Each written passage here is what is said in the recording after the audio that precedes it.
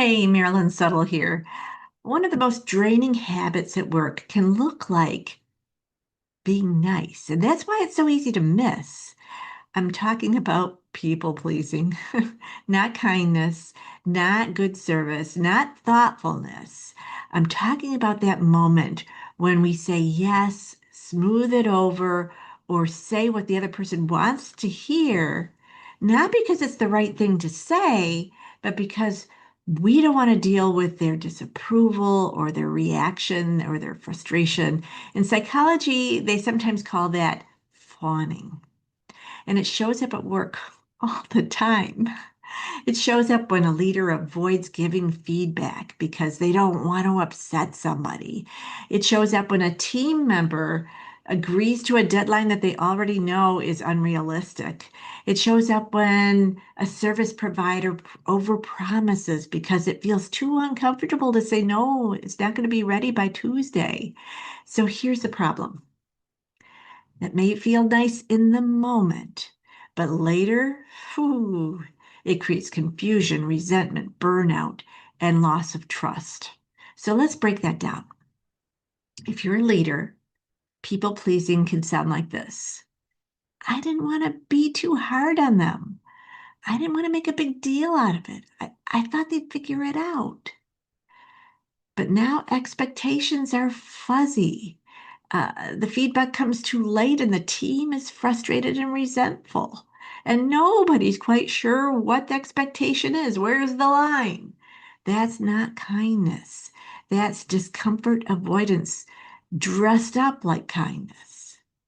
Now let's talk about service providers, people who work with the customer. This is a huge one. A customer wants something you know you can't deliver, but instead of holding the boundary clearly, you overly accommodate, you over explain, you over apologize, or worse, you over promise. Why do we do that? Because in that moment, the customer's disappointment feels so uncomfortable that you want it to stop. So you tell them something that they want to hear that buys you relief now, but creates a bigger mess later. And customers feel that.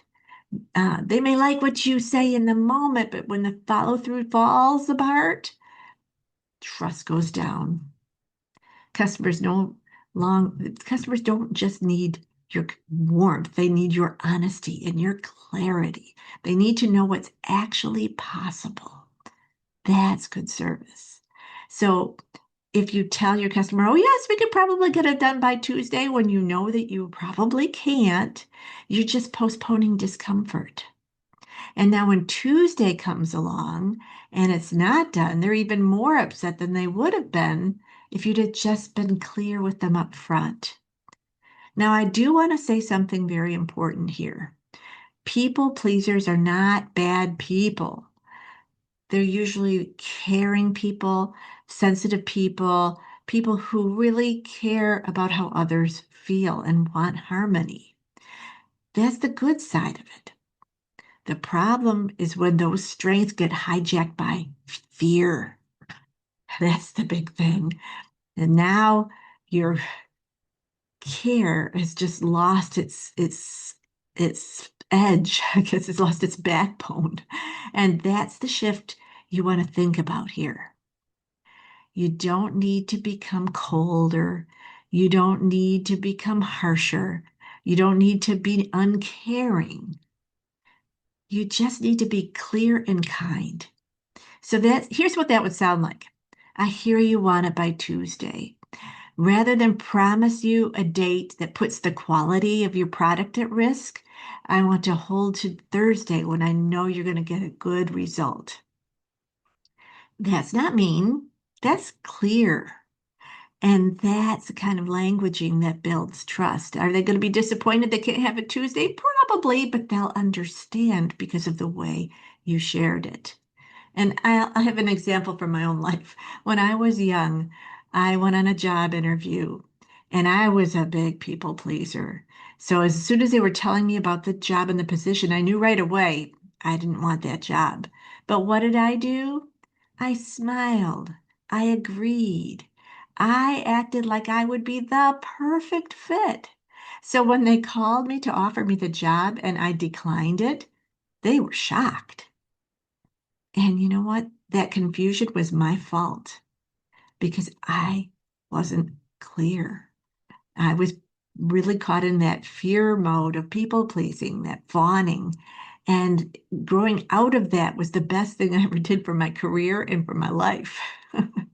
So here's a question I want to leave you with. Ask yourself, am I being effective right now, or am I trying to relieve my own discomfort? That's a question that can tell you a lot because being nice isn't always about being kind. That's a confusing thing. Kind and honest, kind and truthful, kind and respectful. Otherwise, you know what's going to build up? Confusion, resentment, and burnout. Burnout. That's what's probably going to show up. And that is so being clear is better for you, better for your customers, better for your team members, better for all. So if you want more practical tips like this one, please consider liking and subscribing, and I'll see you next time.